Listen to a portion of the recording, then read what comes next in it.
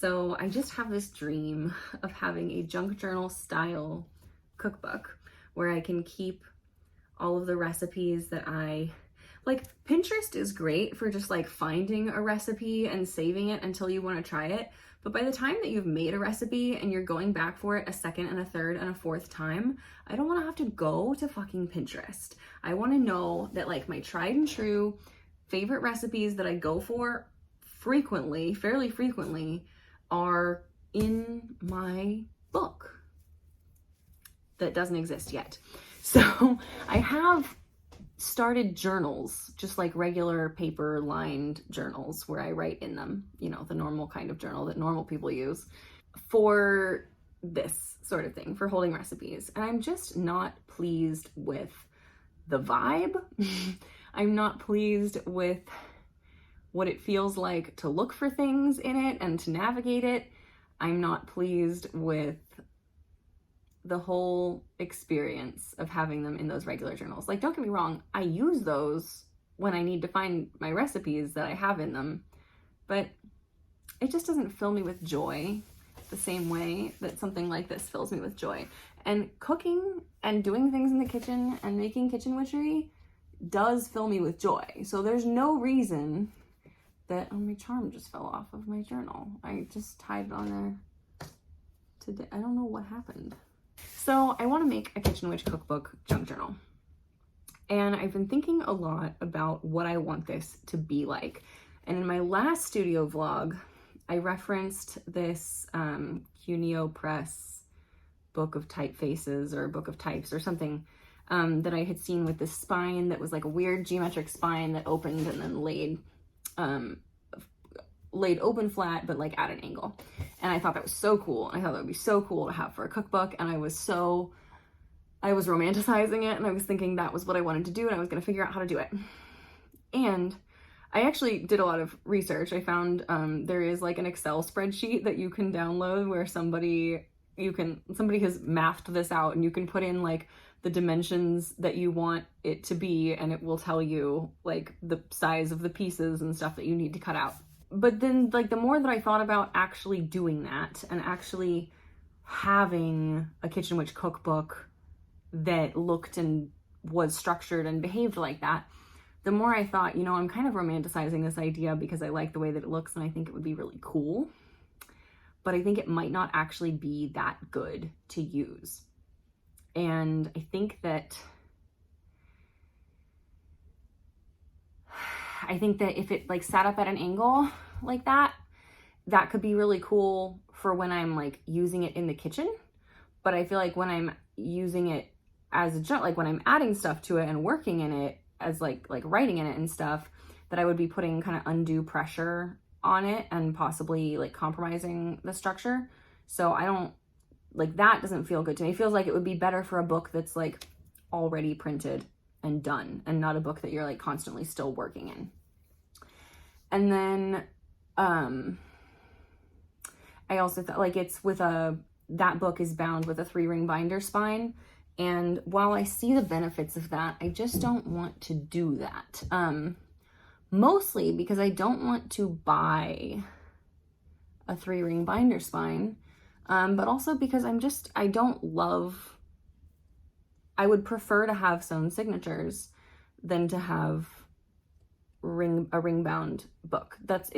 It's partially just an aesthetic thing. It's partially a vibe thing. It's partially I feel like sewn signatures are like, the papers are happier in sewn signatures than they are like, you're always, unless you reinforce your hole punches, all of your hole punches on all of your pages, you're looking at high probability of those pages tearing around the rings, and that just doesn't feel good to me. So I'm thinking a different direction now. And I just wanted to kind of, I guess, defend my decision. Not that anyone cares. But I just know I sounded really, really enthusiastic about that in the last studio vlog. And as I've thought about the reality of what it would be like to have a cookbook with that structure, I'm not as into the idea. But I do have some ideas about how I want to build my Kitchen Witch cookbook and what I want it to be like. And I'm just kind of hitting a point where like I know that I want this book for myself. I'm tired of having it on my idea list and not on my shelf, and I'm ready to make it. So I've got the creative energy right now, I've got the inspiration now, and I've probably got the materials that I need right now. So I'm gonna get started. So I had this cover laying around from this botanical watercolor instructional book that I had taken apart for the images inside, but I really liked the rich brown cover. It feels very 70s. It feels very much like my Kitchen Witch vibe. So I decided that that was what I was going to use for my cover, and it was already a bigger size, which is like what I was wanting. So it's about like it's about made to fit 8.5 by 11 pages as opposed to 8.5 by 11 folios. So I picked out my fabric for the spine, cut myself a spine 2.5 inches wide to match the height of the book, and started gluing it all together. I was really happy with how all of these colors went together and how this ended up looking once it was fully constructed. And then I just had to pick out my end papers to line the inside of the cover. I had this wrapping paper that my friend had given me on a gift for Christmas, and I thought I was really going to love it, but I didn't feel like the green went well with the other green. I felt like there was a little too much blue in that green on the wrapping paper. So I started pulling out other papers and my mom's old teapot calendars, which I'll get into later in this video. And I ended up finding a couple pages from the teapot calendar that I really, really loved. So I'm pulling out a couple selections here, and then I end up deciding really quickly to go with that beautiful like woodlandy one here, and then this one with the yellow border with the lemons. So I cut those down a little bit to fit in a little bit better, and I didn't glue them in quite yet because I decided that I wanted to wait until I had my signatures bound and get those in place properly with the rest of the book. So here you can kind of see what the cover looks like now that it's built with all the pieces together. And then I pretty much started pulling out pages and creating the signatures for the journal. So I decided that the teapot calendar pieces that were still all connected as a folio, I could trim down and use as pages, and I was really excited about that idea. So I started taking the staples out and disassembling those and then trimming those down to 8.5 by 11. And then I also had some 11 by 15 watercolor paper that I was able to score at the 8.5 mark. So each one is like half the folio is 8.5 wide and half the folio is like 6.5 wide. So it's not a full page on both sides, but it's pretty good. And then I did have some 11 by 17 like parchment paper that was perfect, of course, to get full pages on both sides from that. So I started scoring all of those and putting those together to build my signatures. And pretty soon I had a nice big pile, so I put those in an order that I liked, and here we are. I just kind of chose to do a 2.5 inch spine because that's what I wanted to do, because I was like, that's my standard, and standard is fine for this. And then I thought about it and I decided I might actually want this to be really big, but what I've decided to do, and maybe this is a dumb idea, I also am just now realizing that I guess I trimmed my pages to the exact size of my cover pieces, and so they're kind of sticking out a little bit, and I'm just deciding in this moment that I'm okay with that. That's just gonna be okay with me. And I'm kind of thinking if this ever just gets way too big for the spine, I can cut out the spine and rebind it. Rebinding books is something that I do. And I chose to make it 9 signatures, partially because I just wanted it to be big. And this is going to be my first end paper. And then we've got, so my signatures are going to be arranged by season, kind of. So the first one is just going to be like general. It's not really associated with a particular season. And then, whoops, we've got like early spring, late spring, early summer, late summer, early autumn, late autumn, early winter, and then late winter. And then that comes up against this back end page and paper, which will go roughly like that. So I have found a way to use some of, actually a quite small portion of, my mother's 20 years of teapot calendars that she sent me. And then the other papers that you saw are from the Craft Consortium Robin Redbreast pack, I believe is what it's called. That's what I have right now. So I think if I do it like every 1/4 inch, or pretty much like as close to each other as I can get them, that I can do 9 eyelets and 9 eyelets and 9 eyelets at the bottom as well. So Insane Vervain is gonna go try to do that. It's been like 30 seconds since I just said that I was going to try and put 27 eyelets in this 2.5 inch spine. And I'm thinking about the fact that I think my spine might be too small. My cover is actually not wide enough. And as much as this cover is beautiful and is really like would have been perfect for this book, I think that I'm really happy with the decisions that I've made about my signatures. And rather than put it into a cover that I know is gonna have problems, I'm going to save this cover for a different book project that is not as personal to me and doesn't need to be as fucking huge. And I'm going to set that aside in my box. And I'm going to make a new cover.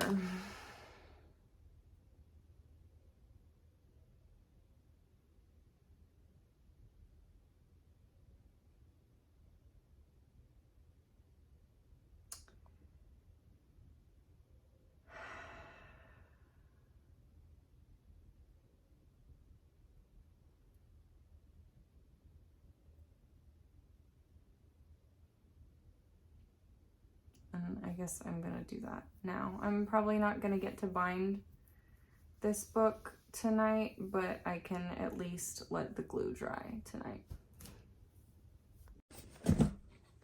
Okay, so this cover is 11 1/4 by 8 1/2. The 11 1/4 dimension is fine. It's the 8 1/2 that's not. And so that's what we're gonna fix. So I have this already cut to 11 1/4 this way. So I think we're gonna use that for the spine. And then I will cut 2 of these to be probably like 9 by 11 1/4. Much better. So now let's think about how I could make the math easy. If I know that I want 9 signatures, it'd be nice to space them at least 3/8 of an inch apart, and then to have at least 3/8 of an inch on either side. All right, so this is 11 1/4 this way right now. Well, here, we'll start at 3 because we know it's gonna be at least a 3-inch spine, but it's definitely not gonna be a 6-inch spine. So we'll start at 3. And then if I wanna go, yeah, I think 3/8 of an inch is a good spacing. So we'll do 1 here, 1 here, that's 3. And then we'll go 2, 3, 1, 2, 3, 1, 2, 3, and then we'll go 1, 2, 3, 1, 2, 3, and 1, 2, 3. Score pal is my pal. No lie. Okay. And then let's see. So that takes us So this is 3 inches from score to score, and that's going to be where the 9 signatures go.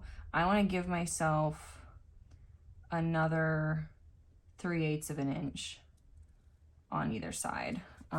So I'll score this a little lighter because that's actually going to be my cut line. Oh, whoops. Okay, so that's going to give us a pretty big spine, but I think for the kind of book that I'm trying to make here, a monster is fine. This is not the Monster Book of Monsters. This is the Monster Book of Kitchen Witchery. So this is my template, more or less. It's just that I know me. I know myself well enough to know that, like, I like to add tip-ins. I like to add pockets. I know that no matter how much space I give myself right now on each page and how many pages I give myself, I'm going to want to add papers and pages and tip-ins and tuck spots and pockets, and it's going to get thicker. And so I really want to have room for it to get thicker without being too dang stressed. All right, so let's see. It's 11 1/4 tall. Let's go in 3/4 of an inch from each end. We'll do this while it's still on the scoreboard, which I think is clearly the move. And then we think about what is exactly half of 11 1/4. It's going to be 5 1/2 plus 1/8, so it's going to be 5 5/8.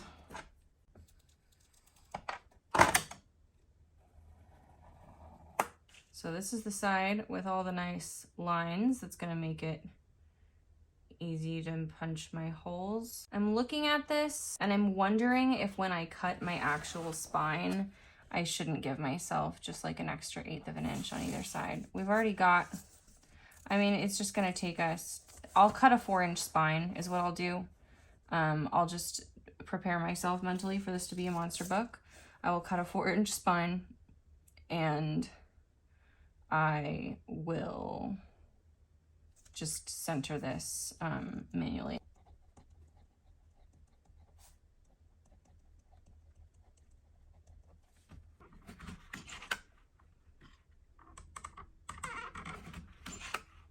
So I am kind of curious if I have enough of this to do this whole thing now that I've already just used a bunch of it on. I think I do though. Yeah, I for sure have enough to do this. Now that is a monster spine. That is 4 inches. So I cut out the fabric to cover the cover again. And I cut out the fabric to cover the inside of the spine again. And I lay down the parchment paper again. And I put glue all over the book board again. And I covered the cover. So that was the point at which I stopped filming and started binge watching Elderberry Sprout on YouTube while I powered through the rest of making this. And she makes me so happy. And I have done a full flip through. I don't know which of these videos will go up first, but I will show you just some little sneak peeks. Oh my God. Look at that. Look at that. How fucking perfect is that? And then let's look at the other end paper. Oh, wow. Stunning. Gorgeous. Perfect. Beautiful. She has 9 fat signatures of Kitchen Witch Beauty. It was one of those things where I was working on it and I felt like I was pretty close to done. I looked at the clock and it was 12:30 and I was like, okay, I can finish this in like 15 minutes. And then I finished it and then I looked at the clock and then it was 2:30 and then I was like, hold on. I thought it was supposed to be like 12:45. How did it get to be 2:30? And then I went to sleep, and then my pregnant immune system was not very happy with me in the morning, but I've been drinking a bunch of throat coat and I popped an inner defense, and I think I'm gonna be okay. I think I'm being healed by the joy, the absolute joy of having finished my perfect, beautiful, wonderful Kitchen Witch cookbook. And I'm so excited to get to work in it. And I have already carved some little cutlery stamps. I pulled out some of my lino scraps and I just cut a little fork, a little knife, and a little spoon. And I'm excited to use those, but I think before I do that, I want to do like a title page with like a book blessing and that sort of thing. So I'm probably going to enjoy working on that for now, which is exactly what I did. So let's take a little look-see. So I didn't want to glue on top of this image and lose any of the roses. And I can still see some of the roses through the front, which makes me happy. But if I had glued this straight down, I would have lost way more of the roses than I wanted to. This makes me more pleased. So I have titled it Kitchen Witch Companion, and my title page actually comes after my book blessing, which I'm really pleased with. I probably spent like 2 hours writing this poem last night on my phone and then typed it out on my typewriter. And I thought I would read it to you right now because I'm very pleased with it. So it says, bless this book. And then it says, goodly spirits, bless this book and the kitchen witch who cooks from the wisdom in these well-loved pages. Bless the methods written here all round the wheel of the year, gathered from the wisdom of the ages. Bless with wisdom, love, and wealth, with friendship, laughter, and good health, all who consume the magic kept in here. May they feast of good times spent together, in every season sharing pleasure, and may this magic fill them with good cheer. Bless the fruits and roots and meat, bless all those who taste or eat of victuals made with love by this book's witch. Bless the loved ones who partake of all she roasts or boils or bakes, and may it all cook up without a hitch. In the kitchen where this book dwells, may all kitchen witches' spells come to manifest in blessed abundance. At the hearth within this home, may all within this magic tome guarantee the kitchen witch triumphant. So I am quite pleased with how that is coming along.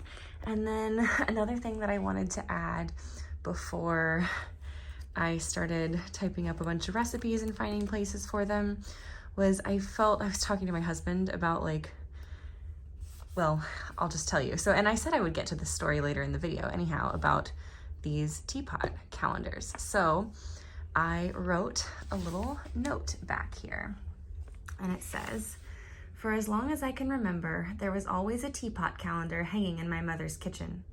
She used it to keep track of the whole family's schedule, and she and I both loved to admire the artfully photographed and often delightfully eclectic teapots. I remember Grandma Claire enthusing about the calendars as well, and I think she even gifted a few of them to my mother. Late last year, as I was sorting through my various papers and journaling supplies, I thought of the teapot calendars and texted my mother to see if she still had any she wasn't using. She said only, I never throw them away, and that was that. 2 weeks later, 20 years of teapot calendars showed up in a box on my doorstep. When I say in the book blessing, these well-loved pages, I refer not only to the love that I have poured into the crafting and the use of this book, I refer also to the love that 3 generations of women in my family have already bestowed upon these pages by purchasing them, gifting them to each other, admiring them daily for decades, and my mother going so far as to store 2 decades of used calendars despite not having any sort of real plan for them. I did warn her that I intended to repurpose them, and she was amenable to the idea. It is my hope that these pages, and now this book as a new work, will continue to be loved for generations. Love, Vervine, February 3rd, 2024, one day after binding. So I thought, I love the idea, who knows if anyone after me will care about this, but I love the idea of it getting passed down to somebody who does treasure it. And if it does get passed down, I really loved the idea of the story of the teapot calendar pages and all the love and magic that they hold being passed down with the calendar. So now, or with the book. So now it's in there, and now I can start adding some recipes. I have my inferior recipe journal. One of them, I can't actually locate the other one right now. No clue where it is, which is another benefit of having this thing. I doubt I will ever lose this. This is much easier to lose. So I will start moving some of these recipes into this book. Okay, it's been a few days and I've just only really done the tiniest bit of work in here, but I just wanted to show you kind of where it is now as a way of illustrating a little bit about like where my vision for this book is headed. And I'm sure that I'll do some flip throughs throughout the years as I do more work in it, because like I said, this is not really going to be like a private emotional kind of thing. I mean, obviously I'm emotionally invested in it, but this is going to be my Kitchen Witch companion, so I have no problem sharing the things that will end up in here. So I'm sure you will see it many times in the future as it evolves. But I did just get in some book corners, which I've never had before. And I just kind of used some pliers to put them on here. I hope that's the right way to do it. It seems to have worked. So I did that, and I'm feeling pretty good about that. And then this is just like a list of like recipes that I know, but I need to like type them out and put them in here. And then you've already seen this title page. I have this recipe card that I had made with a really damaged jacket from a book called Clever Cooks that I really like, and I've just put it on with the paper clips here so you can see the image through the vellum. And then it's got my granola recipe on the back.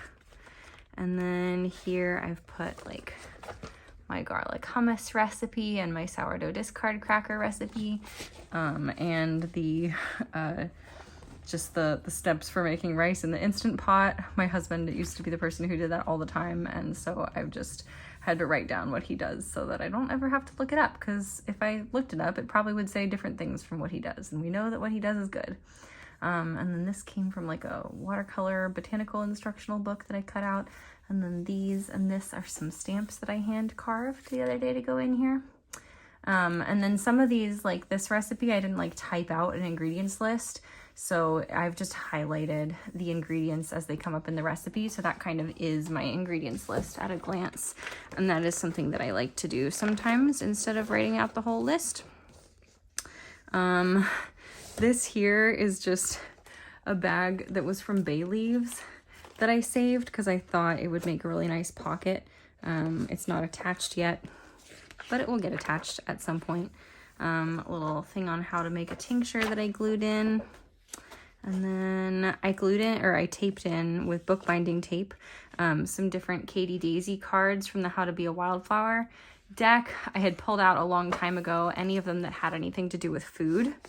And they were just kind of in my food folder. So there's another one.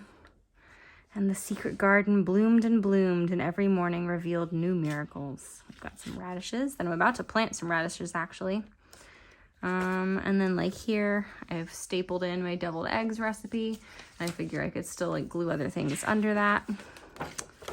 And then here, we've got another Katie Daisy card, zucchini muffins recipe. I've stapled in my tuna salad and chicken salad recipe, and I've glued in this Madeline's recipe that came with my Williams-Sonoma Madeleine pan. And then, let's see, let's skip ahead because I know there's some stuff in winter. I did put in this little in bulk candle and rosemary with stamps that I carved. I really like that. And then, so this is the late winter signature, which is where we are now. And I just put in this recipe for, there's like chicken and white wine sauce, and this is kind of the whole recipe for that, but then the white wine sauce portion I make a lot separately, so I put that right here. I've got the Instant Pot mashed potatoes that I use a lot. And then, yeah, I definitely have some other things in here, but they're kind of few and far between. Right now, like I said, this is a huge book. Here's one. So this is in late summer. We've got the Mexican fried rice and another Katie Daisy card, nourish your soul. So another Katie Daisy card, be filled with joy. So yeah, that's kind of how I've been using it so far, and I expect that I will continue to use it similarly. I have not found my other, because I had 2 recipe journals. Everything that was in the black book has been copied into here. The green book, I cannot find for the life of me. This is partially just my life, but it's also partially the struggles of having just kind of moved into a new house and not even really being fully moved in. But anyhow, thank you so much for joining me for the journey of making this book and seeing it all come together. And I'm really excited to make more books together in future videos, and to also, you know, see what other magic gets made in this book. So yeah, thanks for spending some time with me. I hope that you found this video inspiring in some way, and I'll see you around. Bye.